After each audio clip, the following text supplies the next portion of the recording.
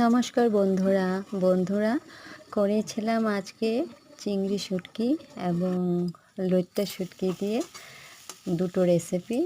So চিংড়ি শুটকিগুলোকে বেটে নিয়ে তারপর ভাত করলার বিচি এবং সাথে আমরা রেগুলার বেসিসে যে মশলাগুলো ইউজ করি সেগুলো সব একসাথে ভেজে নিয়ে কড়াইতে এক একটা ভাত করলার ভেতরে সেই পুরটাকে ভরিয়ে দিয়ে তারপর চালের গুঁড়ো পিঠালি দিয়ে সেগুলোকে ভেজে বানিয়েছিলাম ভাত করলার পুর।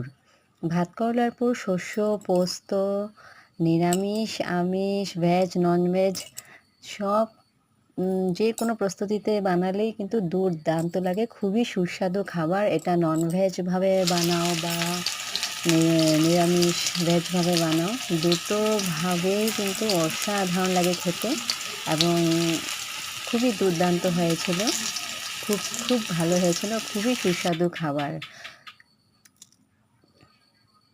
এবং লইট্টে শুটকি দিয়ে করেছিলাম আলু বেগুন দিয়ে ঝোল।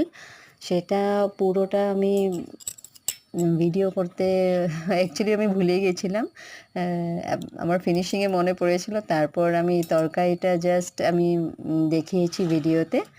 এবং আমার ভুল ত্রুটি হলে অবশ্যই আমাকে ক্ষমা করে দিও, কেন কি ভয়েস রেকর্ডিং করার সময় অনেক কিছু ভুল বলে ফেলি ভুলবশত। So please ignore my flaws. এবং সবার জন্য রইল অনেক অনেক ভালোবাসা। সবাই ভালো থাকো ঠাকুরের অশেষ কৃপায়।